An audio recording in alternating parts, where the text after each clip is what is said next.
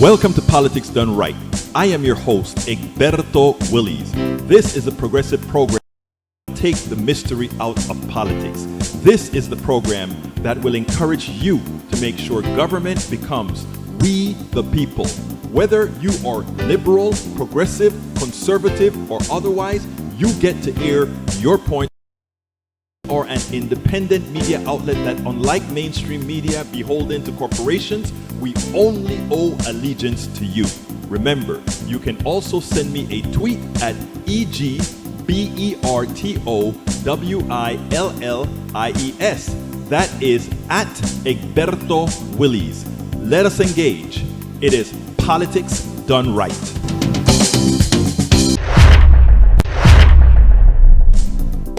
Well, folks, welcome to one more edition of Politics Done Right.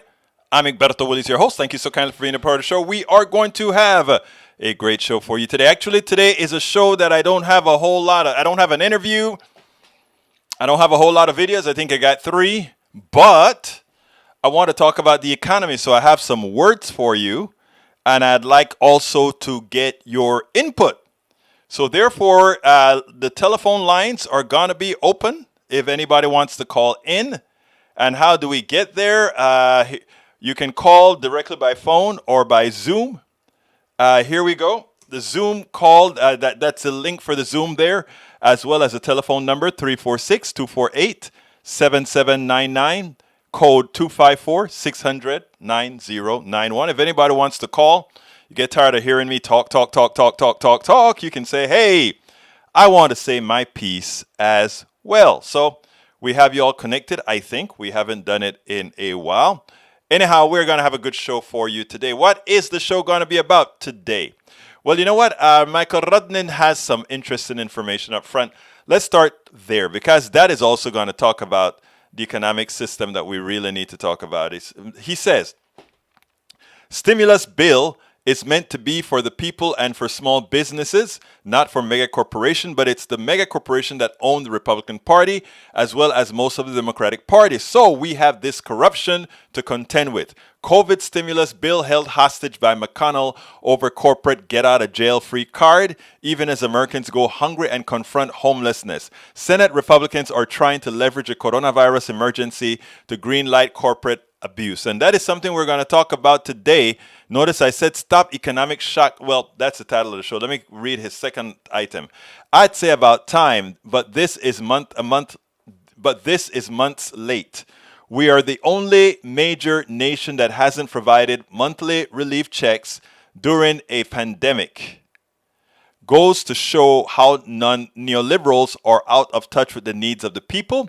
Neoliberal love for austerity is a common refrain. Congressional leaders and stimulus checks to $900 billion relief package as their near deal. New direct payments will likely be included, but leaders are scrapping aids to states and cities as well as liability protections for companies as they try to finish negotiations. Well, you know, the money that they're sending out is to create a catastrophe where the pitchforks actually come out. Because when people are starving and they have nothing to lose, guess what? They have nothing to lose. They have nothing to lose. And we're going to learn about that today, folks. We're going to talk about that. We're going to be talking about that deeply. But anyhow, title of the show today. Thank you for that, Michael Rudnin. Title of the show today, and let me get that on screen, is Stop Economic Shock Like COVID from Taking Away Your Business, Your Wealth. That is what these things do. They take away your wealth and the businesses from the small folks. And it has a lot to do with Michael Rudnin's first comment. But I'm going to expand on that a bit as we cover things. But you know, I always go through our videos first.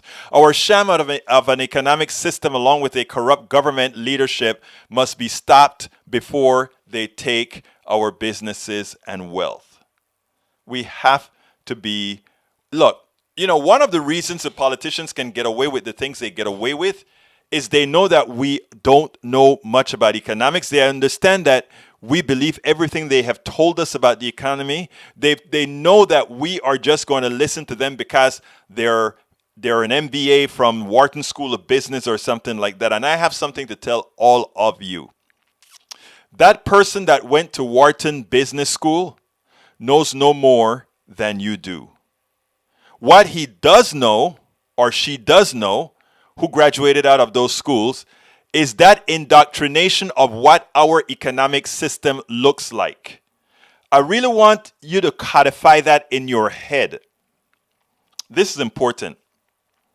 Because what people use against us is the belief that because we don't know things in the fashion that they have described it, that somehow their level of intellect is greater than ours. I'm here to tell you,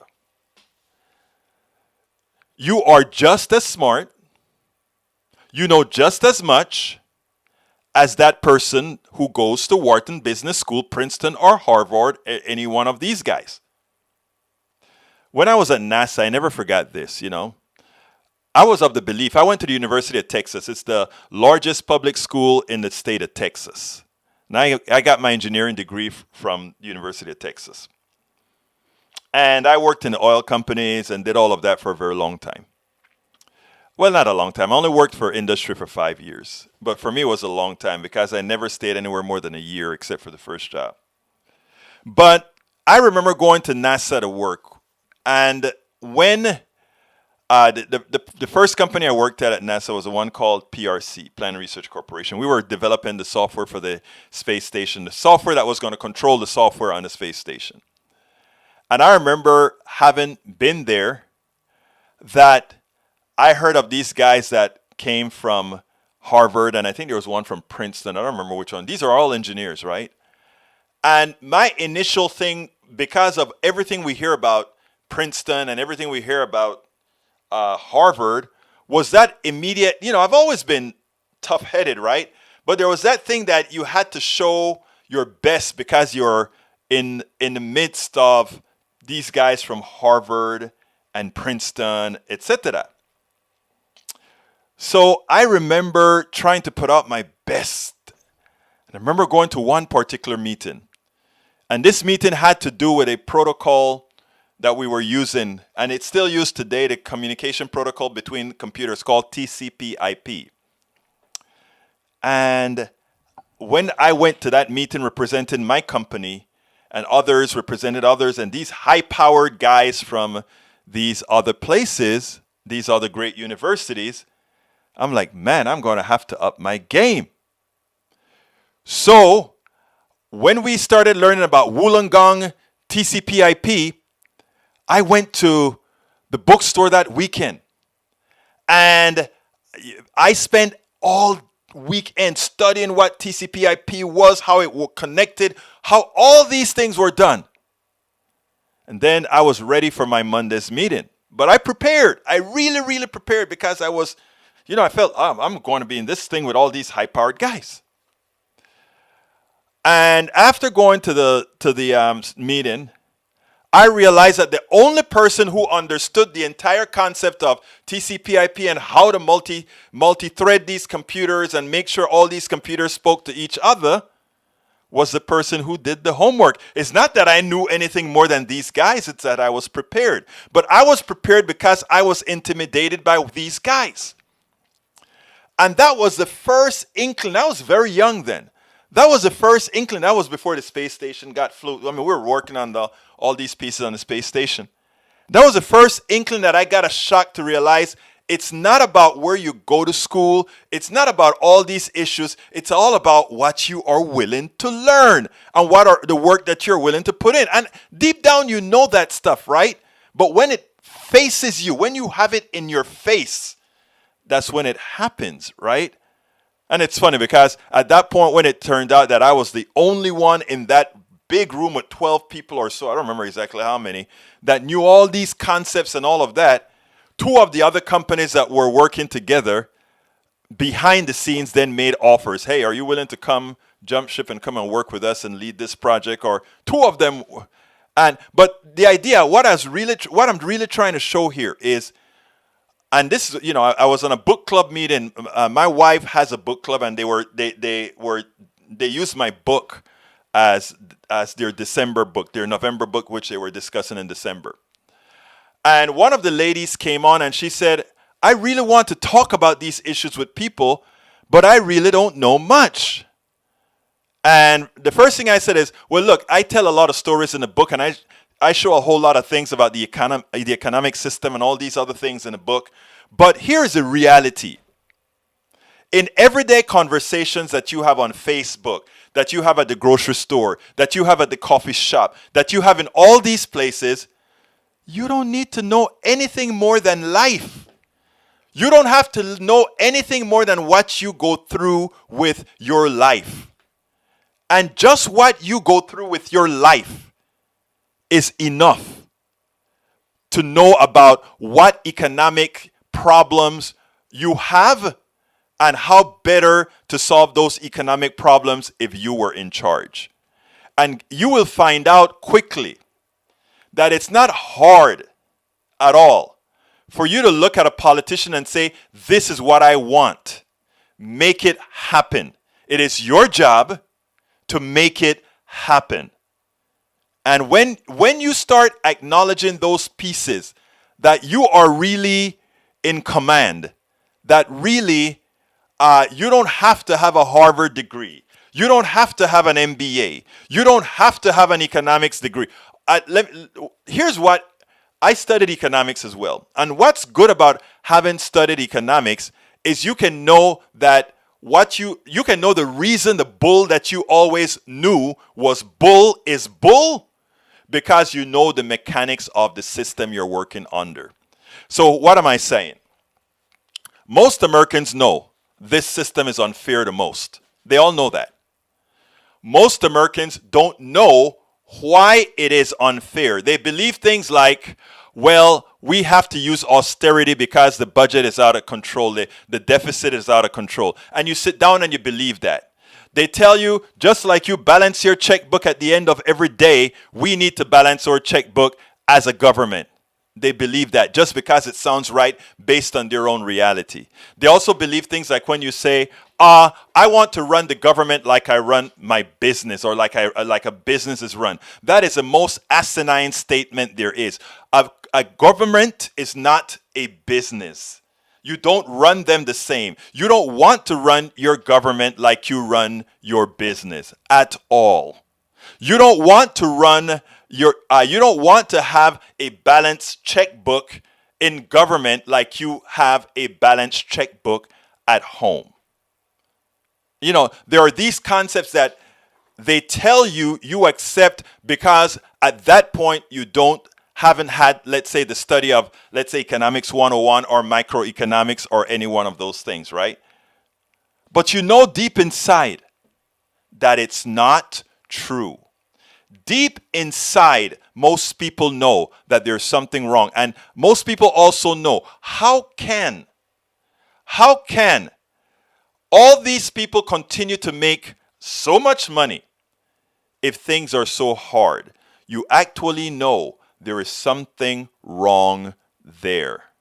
There is something wrong there. So what the show is going to be about today is to discuss some of those particular issues. But before we get that, it is time for video time. The first video is kind of funny. The first video is kind of funny. You know, as it turns out, Donald Trump has been having these killer parties, right? They've been having these super spreader parties, and they've had their sycophants and enablers going to these parties and having fun. And they don't want people to wear masks, so it's not cool if you're at one of Trump's parties or one of Trump's minions' parties and you're wearing a mask. So most people go without masks. Well, you know what? It's finally caught up with them, because check this out and then we'll take it on the other side. Lo tomaremos en el otro lado. Remember the U.S. State Department holiday party with 900 people on the guest list? Indoor party, 900 guests. Inside, all in one room at the State Department. That party is tonight. And the good news is it was apparently a gigantic failure. I mean, good news in the COVID sense is what I mean. The Washington Post reporting in the last few minutes, quote, only a tiny fraction of the more than 900 invited guests actually showed up. Secretary of State Mike Pompeo was due to give a speech at the event. He canceled and got somebody else to do it. That is perhaps because out of the 900 invited guests, only 70 RSVP'd yes as of yesterday. Even fewer than that actually turned up. In one nod to at least, Santa reportedly had a mask on at the event. You can see him there. But they invited 900 people for an indoor event, and everybody they invited was like, are you kidding? If you want to do something nice for the holidays, that's not it. Best party fail ever. All right. Entonces, okay, Tank 28, you wanted to know where my mask was? Here is the mask. And by the way, folks, this is a politics done right mask. You see? We talk the talk and we go through and do what we say we will. But anyway, so that you can understand me, I will take the mask off because this one is close to the face. But here's the deal. Here's the deal. And by the way, if you want that politics done right mask that says I support independent media with our logo on it, just go either to our YouTube channel and you can order it right there, or just go to our Teesprings, get it right there. But anyhow, thank you for saying it's a nice mask. Here's the deal, right? Even the Republicans are getting smart about going to the killer parties from Donald Trump.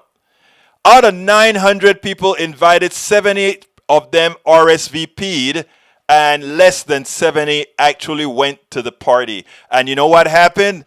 Pompeo said, whoops, that's not enough people for me to talk to.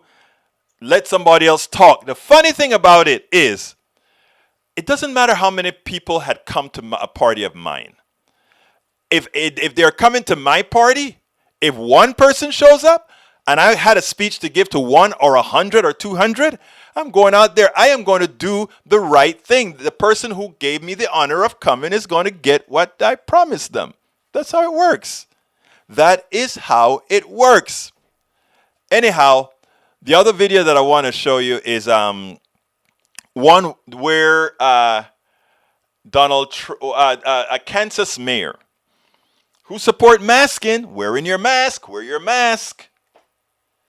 She finally quit, but she didn't only quit her city as mayor, but she quit the Republican Party, and she's going to explain exactly why.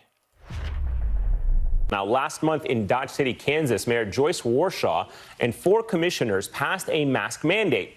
Recently, she was quoted in a USA Today article saying, "We just felt like we had to do something, so everybody was aware of how important it was for everybody else to be responsible for each other's health and well-being." Now, after the threats increased, Warshaw resigned as mayor yesterday morning, effective immediately. When did you start receiving them? How intense did they get? And when did you know it was time to resign?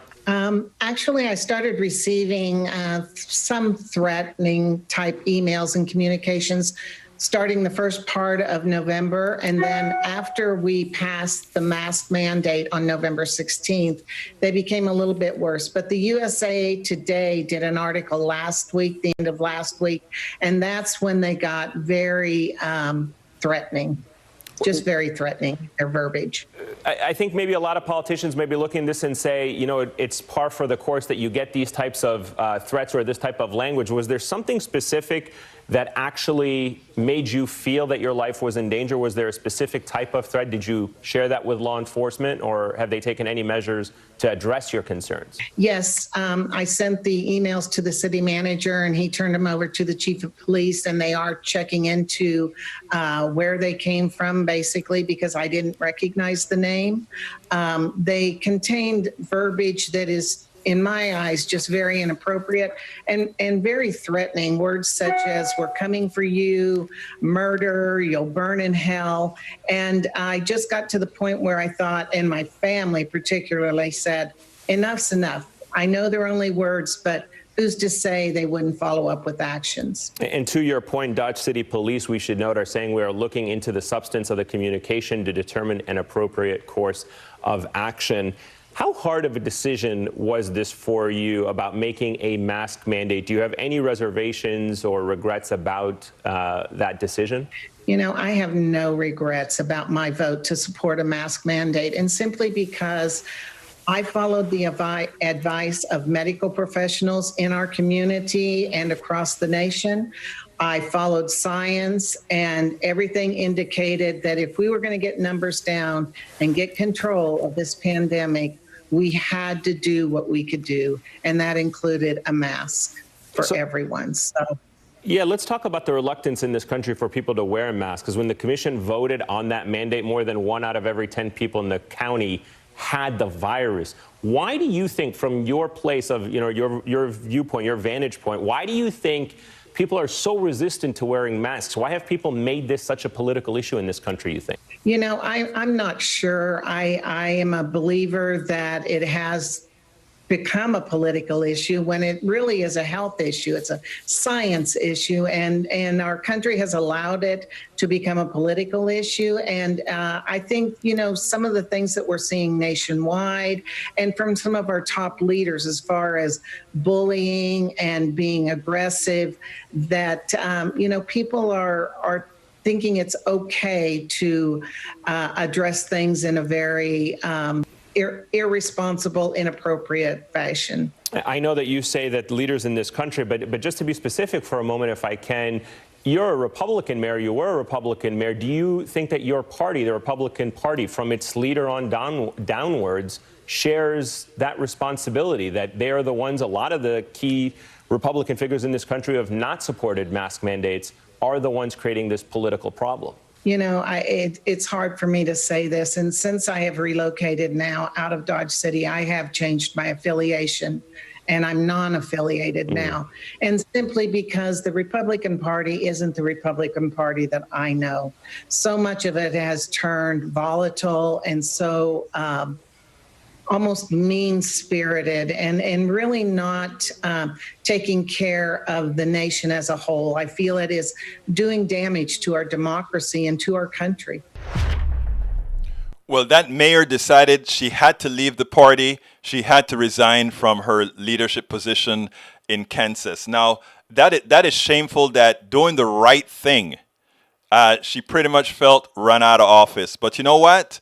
That's not the only thing. The thing about it is many others that have decided to leave the fascist party. And we have to check this out, because this brother here, I tell you, he has my heart. This brother here has really done it right. And then after this, we'll go back to answering the comments, etc., etc., etc. Check this out.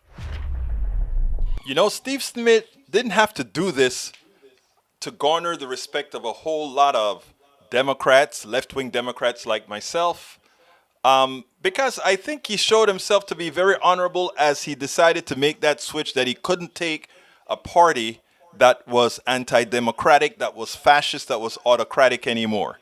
But I tell you what, this took courage. I tell you what, this earns even more respect. Not that he needed to do it, but it earned quite a bit of respect from yours truly. Check this out. We'll take it on the other side. And Steve, welcome to the side that is not independent anymore. You could have stayed in the independent status. What made you take that step from independent over to registered Democrat? Look, I've always held this view that the Republican and the Democratic parties are two of the most important institutions, not just in American history, but in world history, for the advancement of human freedom and dignity. And each party has produced the essential leader at America's greatest moments of crises. In the 19th century, that leader was Abraham Lincoln, a Republican. In the 20th century, it was a Democrat. It was Franklin Roosevelt, who saved capitalism, saved democracy, and ultimately, through his wisdom, the world in the fight against Nazism and Japanese militarism. I look at the Republican Party, and what I see is something that approximates what happened to the Whig Party, though we won't see it play out overnight. In 1856, when the Kansas-Nebraska Act was passed, allowing slavery to spread westward, it broke the Whig Party. It broke it geographically, politically, but most important, morally. And what we saw this past week with 126 members of Congress signing that amicus brief, 18 attorney generals, it's important to understand what we saw. That wasn't a legal act. It was a junk lawsuit. It was like something out of a Seinfeld episode that would have been filed in court by Jackie Childs, right? What it was a political statement. It was a declaration. And it was a declaration of repudiation against the core tenet of American democracy, which is in this land, the people are sovereign and that we pick our leaders. It's also important to understand what we watched in Washington, D.C. on Saturday night. We saw right-wing extremist political violence. We saw fascistic violence in the streets of the nation's capital. We've seen violence in our cities before. We've seen it this summer. We've seen riots where cities have been burned to the ground. But the cause of that rage, which does that, as Martin Luther King observed, is from the fury of people who feel that they have nothing, taking it out on people that they feel like have something. That's not what this is. This is political violence incited by the President of the United States. And what I believe is, to the core of my being, for the rest of my life, we're in a fight now between an autocratic sensibility that's taken root in this country in 4 short years. And the leaders of the country are going to matter. And it's going to matter what party they come out of. The Republican Party, a majority of them voted for this autocratic moment. 90 of them that didn't. But, look, they're in a coalition of conservatives and autocrats, and that's bad for America. The party that's going to defend American liberties, the Democratic Party, and that's why I joined it. I'm a single issue voter now. I believe in American democracy, full stop. And that's what's going to be on the ballot in every presidential election going forward. And our side can't afford to lose an election because it may be the last one. You know, that man gets it. And both those of us on the left, those of us in the middle, those of us in the center have to understand the battle that we're up against now. He gets it. He gets it. You may not agree with a lot of his policies, but he gets it, and he has joined the appropriate side to make sure that we actually get stuff done. Let's welcome the brother into the party the way we should. Absolutely. So we got to welcome him into the party. Bridge, does he want to have influence on AOC? Yes. Does he want to have influence on the Democratic Party? Yes. As a Democrat, as a registered Democrat now, he has the right to do so. And those of us who want to be more progressive also have the right to try to win that battle, to move that thing over. I also believe him when he says he's single issue, meaning he realizes that there's only one party in America at this point in time. Well, one of the 2 major parties in this country right now that actually wants a true democracy. And I will differ with him a bit there. There's a section of our party, the Democratic Party, that wants a true democracy. There's not much difference between the neoliberal portion of the Democratic Party and the neoliberal portion of the Republican Party, other than one has a little bit more heart than the other. That's the real difference there. Okay, now let's go ahead and let me do my little ask here first, and then I'll go ahead and start talking to all of you with what you have on the screen, and then I'll talk a little bit about the economic system and what it is that I think we really have to watch out for. So firstly, if you are on YouTube, please go ahead and click the join button and become help us out here by clicking that join button on YouTube if you haven't done so yet, or you can hit the $ on the YouTube channel and help us out if you are so inclined to do so. Alternatively, those of you who are on other platforms, Periscope, Twitch, and Facebook Live, you can go ahead and still join our PDR Posse as stated by Brige MCP. PDR Posse, you can get to our PDR Posse by going to politicsdoneright.com/YouTube. That is politicsdoneright.com/YouTube. Alternatively, you can support us on Patreon by going to politicsdoneright.com/Patreon. Patreon is spelled Patreon. Patreon is spelled Patreon. Politicsdoneright.com/Patreon. And of course, we support PayPal, politicsdoneright.com/PayPal. That is politicsdoneright.com/PayPal. So however you can provide support for this program that we do generously every day, plus all the blogs that we write, plus all the articles we put in different papers, etc., please support the endeavor that we have here to move the progressive message forward. I'm going to give a little 30-second speech as to why we do this in a minute, but please consider getting our book as well called It's Worth It, How to Talk to Your Right-Wing Relatives, Friends, and Neighbors. How to Talk to Your Right-Wing Relatives, Friends, and Neighbors. Please please consider getting that book. That link that you see there on Amazon link, you can get it there as well as all our other books. But if you want to cut out the middleman, you can go ahead and go to politicsdoneright.com/store, politicsdoneright.com/store. Hey, Curtis Jacobs, my brother-in-law, thank you so kindly for being here. I am glad that you're out of the woods now, that you're COVID-free. You may want to just write a couple of sentences in the thread here to let those who really don't believe that this stuff is serious, how serious this thing can get. But thank you. I'm very happy that you're doing much better, brother-in-law. I'm really, really, really happy that that things are turning around. Stay strong. You're a strong person, and I'm very, very sure you'll be making a 100% recovery. You come from strong stock, brother. I don't know. You guys can get over just about everything. Anyhow, folks, let's go ahead and get to the get to the thing here. Now, yes, I think of course he wants to have an influence on the party. He does. In as much as he said he's going to be a single issue person now with the Republican Party, with the Democratic Party. Of course, if you're a Democrat, you want to have some influence because you also have the values that you believe in, and then wherever there needs to be compromise, there's compromise, etc., etc. Paul Fleming says, what I like about Steve is that he seems honest. That means he's reachable in seeing the needs of the people that will keep making our nation great. Absolutely so. Look, not because you believe in low taxes, you can believe in low taxes and still be a good patriot, somebody who cares about people, who just believes that low taxes are the best way to go.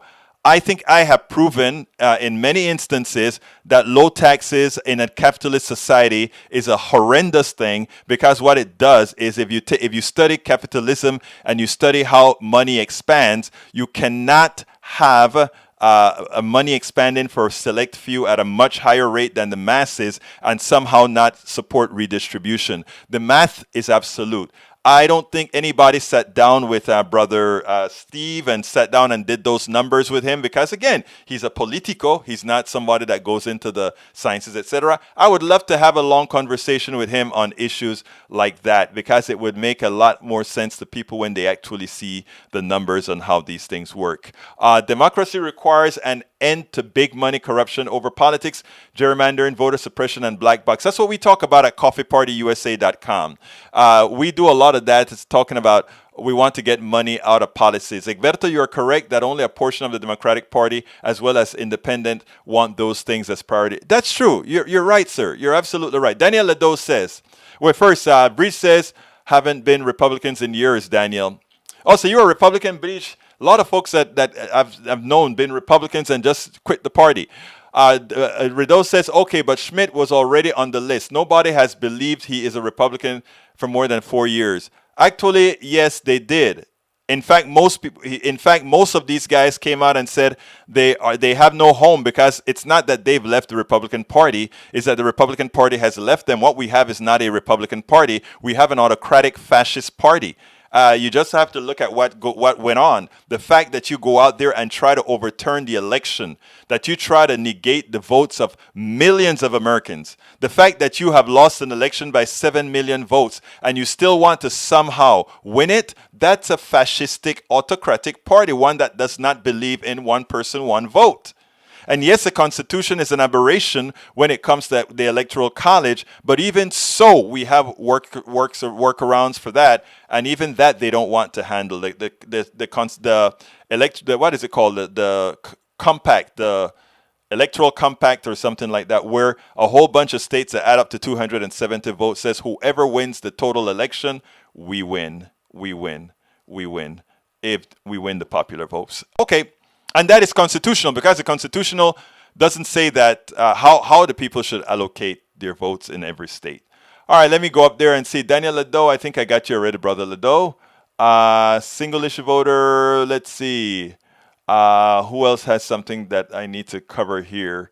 Let's see. Norman says she will not say the Republican leadership has done this. I'm an independent, is not party affiliation. Right. Look, there's a thing within the Republican orthodoxy, within the Republican psyche, that's very hard for them to simply say Republicans have been wrong. And I think a lot of the reasons why, and I can only surmise, but I think that is the case because to say that would have to admit how wrong you have been all these times for so long. Paul Fleming says, I've had my poker friends who laughed at me for wearing a mask in late January call me to say they're sorry that they caught COVID and some gave it to their families. Thank God they all survived. Exactly. Norman says, Curtis, glad to hear, man. Stay strong, brother. Absolutely so. He's making a good recovery. Let's see. Coming back. Let me go back up. Rudnan says,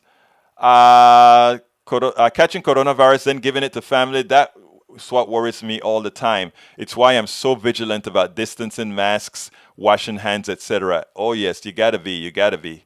All right, I think Norman had one other thing. Balance the budget only in the states and cities, but the federal budget does not need to be balanced ever. And that's what people doesn't understand. If you have a sovereign currency, you never have to balance your budget. You make your sovereign currency what you need to keep your economy singing. There is Kelton, Stephanie Kelton is the economist. I think people need to start looking up. Let me give you her correct name. I want you guys to follow this woman, Kelton, Stephanie Kelton. I'm going to put her information in there. This is the economist everybody who believes in humanity should be following. There is her information. She would point out to you that we don't have an issue with money supply at this point in our economy. Okay, let's go ahead and talk about trickle down over the last 50 years. Because the reason I said I didn't have anything laid out specifically, and by the way, if anybody wants to call in, I'm going to put the information back in the thread one more time. Let's see, let's put the information back in the thread. If somebody wants to call in and say something, there is how you get to us. Okay, oh, I didn't want to move that. I wanted to move just that article. Okay, so that you guys can see it as well. All right, the article says, study 50 years of tax cuts for rich confirms trickle-down theory is an absolute sham. And again, remember I told all of you in the beginning that it's not necessary for you to know the details of economics, economic policies, or whatever. As a human being living in America or any other country, you know what works for you. You know whether you're doing well or not. You know when something is actually wrong. From somebody who studied economics, I always knew that trickle-down economics made no sense. Because if you learn economics, I'm going to use that phrase here, and it's the only technical phrase I'm going to use. And then I'm going to explain it, and from then on, you're going to understand that particular phrase. There's a concept known as the marginal propensity to consume. And the marginal propensity to consume, all it really means in those kinds of words is that the least money you have, the more of what you then get, you will spend. So, if you have $100 million in the bank and you get a tax cut, is that going to change how much you spend in restaurants, how much you spend on your boat, how much you spend in all these things? No, it won't. Your life, the amount of money that you're going to use as for consumption remains absolutely the same, because you never had a scarcity, a deficit in the amount of money that you could spend. You could spend as much as you want for whatever you need because you have so much more than you need. But if you gave that same tax cut to people who are very, very poor, who don't have any money, who don't have entertainment, disposable income, they will immediately throw that into the economy. So here's what I'm saying. If I give $1 trillion to rich people, to the 500 richest people, the 500 richest people gets $1 trillion.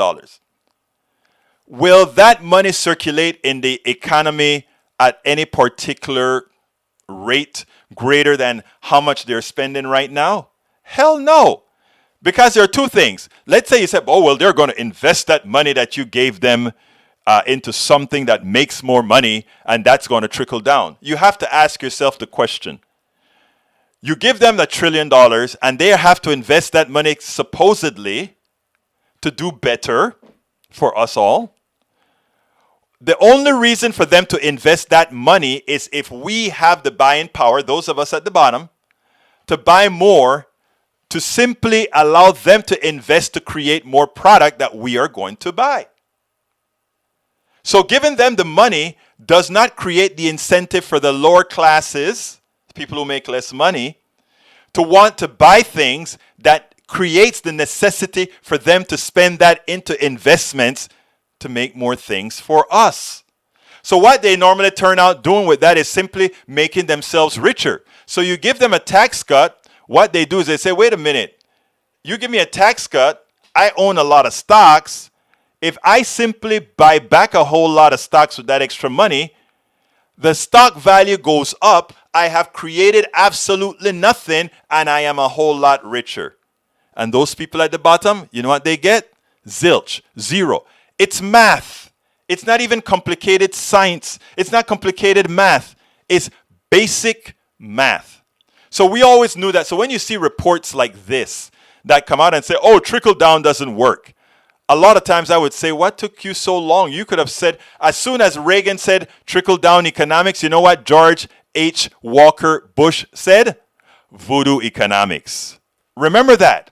Trickle down economics by another Republican called George Herbert Walker Bush was immediately called voodoo economics until it became the rule of thumb for the Republican Party. And I cover that in my book called As I See It, Class Warfare, the Only Resort to Right-Wing Doom. In the table of contents, I have this stuff called Capitalism is Not Working for Most, but the part that was most important was the part where I talked about the presidents. And in this part with the, let me put the book where I can see. In the part where I talk about presidents, the table of contents said the following. The presidents, voodoo economics, genesis of our demise. That was the title of that one.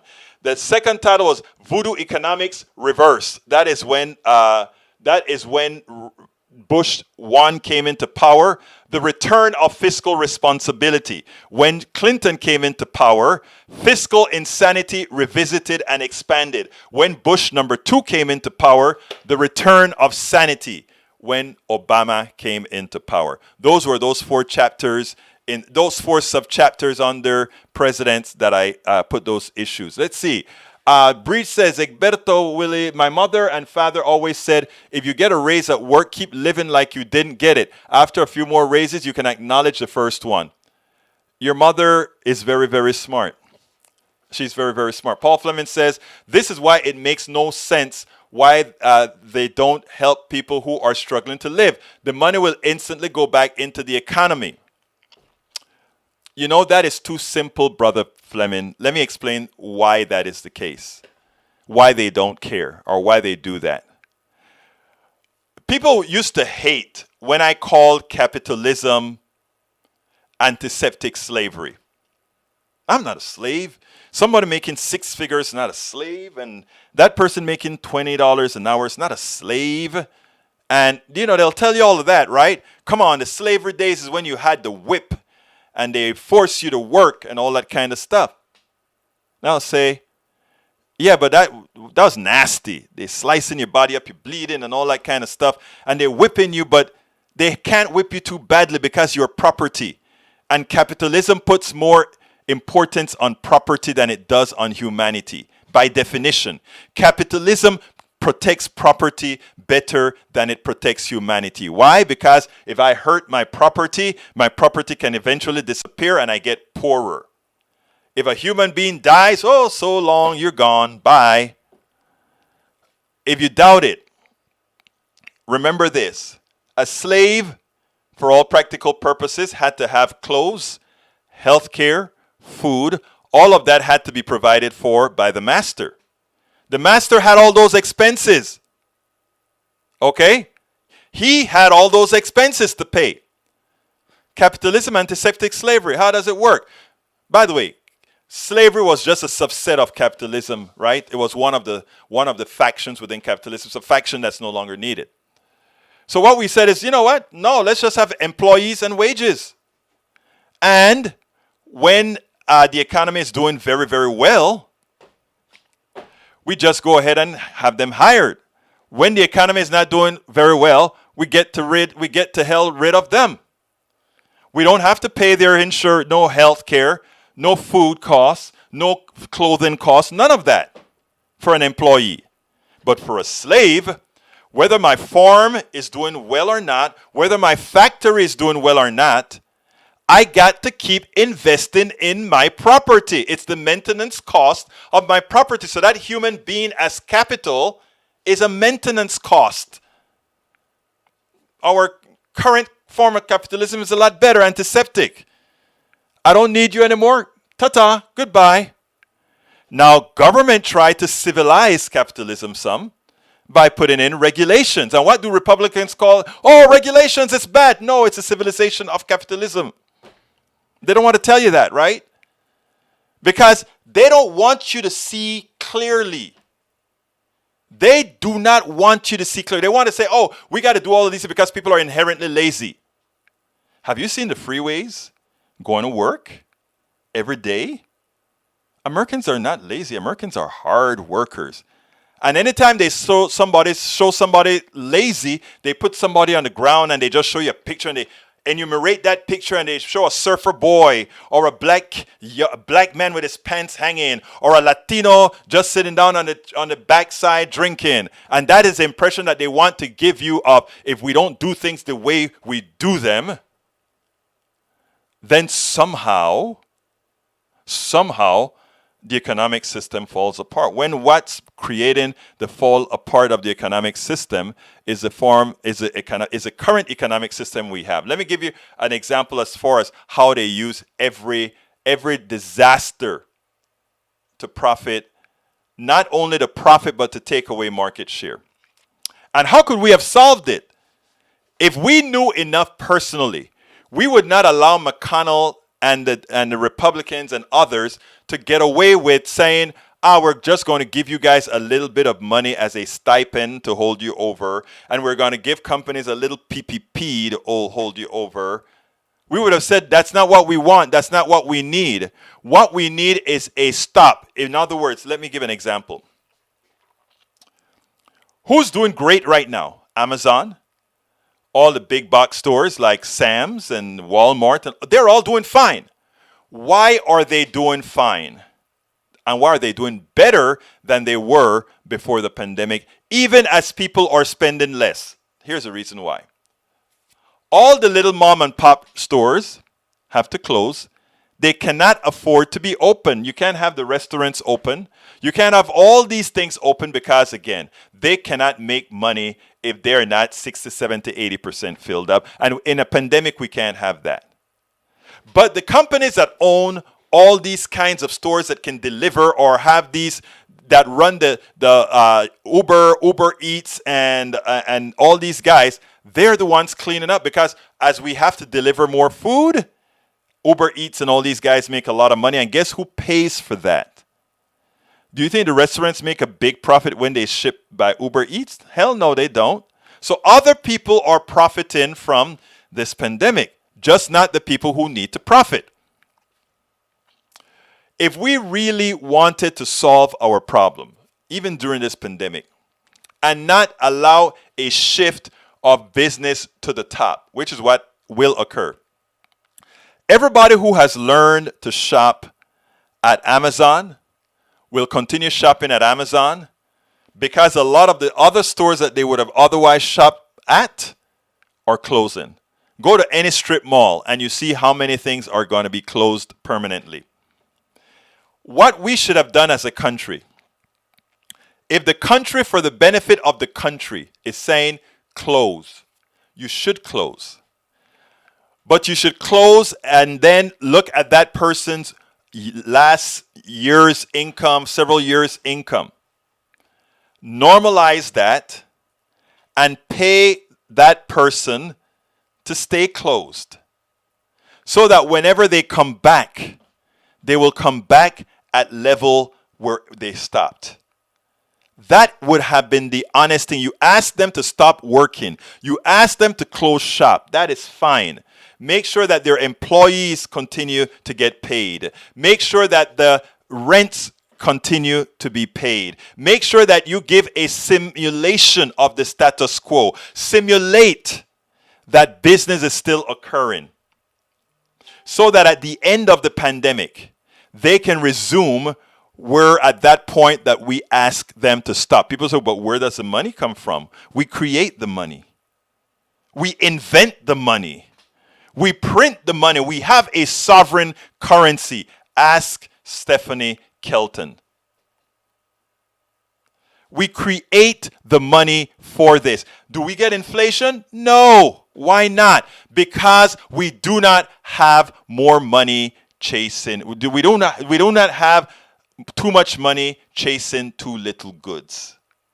You can only have inflation where your money turns into crap if you have a lot of money and not enough production for the money that you need. And these are the concepts. When I say most people don't need to learn all of this, what they can do, however, is understand how this really works. And I wish more people, and one of the reasons for having our show, right, is for people who don't understand these concepts, they can come and learn these concepts together. But not only learn these concepts, but be able to put it out there. I want people to share these programs and tell people, hey, guess what I just figured out? This is something we could do. This is something we should have been doing. Michael Rudden says your idea would have prevented this. 60% of U.S. businesses closed during pandemic have shuttered permanently. Exactly. And by the way, this isn't my idea. This is common knowledge about what other countries are doing. We just don't care. And not only that, our businesses don't care, because Jeff Bezos understands now that all those small businesses that are closing now belongs to him. Understand that. All these big box companies know that as those small companies close, their share of the market goes up. So that when this pandemic is over, a lot of the chain stores, a lot of the chain restaurants, they are going to be booming, because a lot of the little places that we used to go to will no longer be there, and people are going to still eat out. But those places will not be there. How do we get out of this COVID issue, this COVID problem, this COVID morass? We have to let the politicians know that we know the truth. And how do we let them know that we know the truth? Not only by sharing programs like this, but by writing about this on your own wall. Sending these statements to your politician. Let them know that you know it. Let them know that you're going to be publicizing these things. Because if they know that you know, they can no longer pull the wool over your head, which is what they've been doing for a very, very long time. It's so important that we get this. Any questions? Anybody wants to ask any questions before we get out of here? And before I do my little next quick thing to say, hey guys, get my book. But anyhow, about that part about the economic system, I explain a whole lot of that in this book. As I see it, Class Warfare, the only resort to right-wing doom. Like I said, I have the chapters that talk about the economic system, where I said what is wrong with our brand of capitalism. And I talk about financial system, taxation, patent law, military spending, free trade, government, social services, the market, etc. If you really, really want to get those things, the combination of those two books, I'm telling you, we put a whole lot into both. It's Worth It, the one where you talk to your right-wing relatives, which has some economics in there as well as I See It. And it is so important. Yes, thank you, Paul, for saying that. You go to mom and pop stores. Like I support my shop around the store, around the block here as well. Norman Reynolds said, tie in myths that support your talking points. Tie in myths that support your talking points. Well, help me out with a myth that support my talking point, bro. This was a terrific show. Thank you very much, Paul. I do appreciate that coming from all my peeps there. All right, folks, please consider getting my book. Again, the name of the book is It's Worth It, How to Talk to Your Right-Wing Relatives, Friends, and Neighbors. And the other book is called As I See It, Class Warfare, The Only Resort to Right-Wing Doom. And you can get them all at Amazon, or you can get them directly at our store. I put the Amazon link up there, and you can get it at our store. And the store link is politicsdoneright.com/store, politicsdoneright.com/store. Where you can actually pick that book up. So you can pick up the As I See It. You learn all this. And you know what? When I talk about the economy in these books, it's done in a very simple fashion for all of us to understand. Right? And check out Stephanie Kelton. Look for some of her videos. She's so good at it. And there's also Easter Bunny, Chrisley Bunny. I interviewed her a couple of times on MMT and some other terms. Egberto, there's a long video I hope you watch when you're got an hour. Let's see, HDI extinction. I'll take a look at that, Rondin. I'll take a look at that. And some other economists to consider. Richard Wolff, you guys have seen him here several times. Maybe one of these times that I'm just simply talked out, I may just go ahead and play him again because he's always worth listening to. And people always tell me whenever I play him, they pick up something new from the conversation we've had. All right, folks, please consider becoming a YouTube subscriber. Just go to join, click that join button, and join us. Become a part of our PDR posse, as Breach MCP always talks about.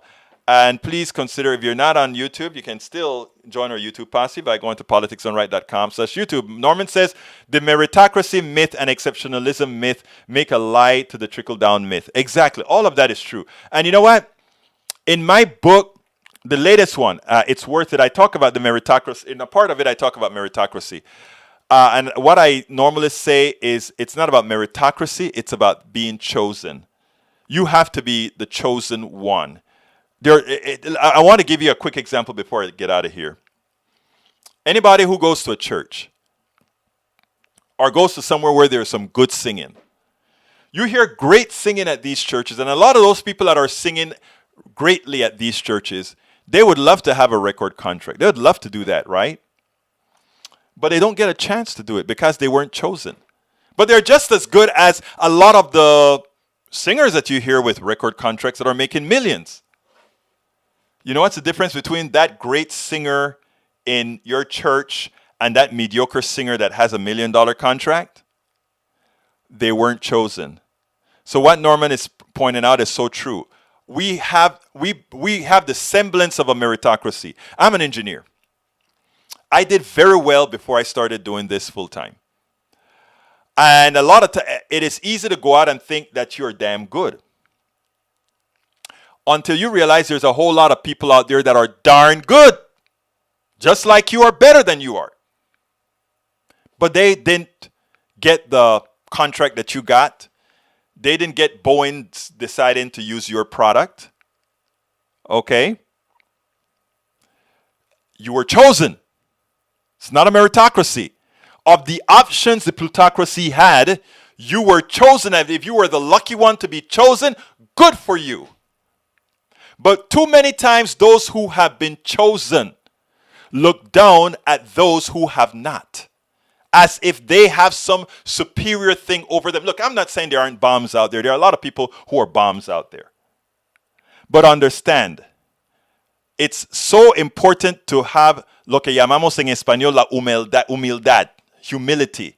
You've got to have humility and understand that being chosen out of a bunch who are meritorious is not a meritocracy. If there are 100 of you who are capable and the plutocracy chooses one, it's not a meritocracy. You were chosen. It's so important to understand that. My name is Egberto Willis. Thank you so kindly for being here. This is Politics Done Right. And you know how I end this, baby. I am what? Out!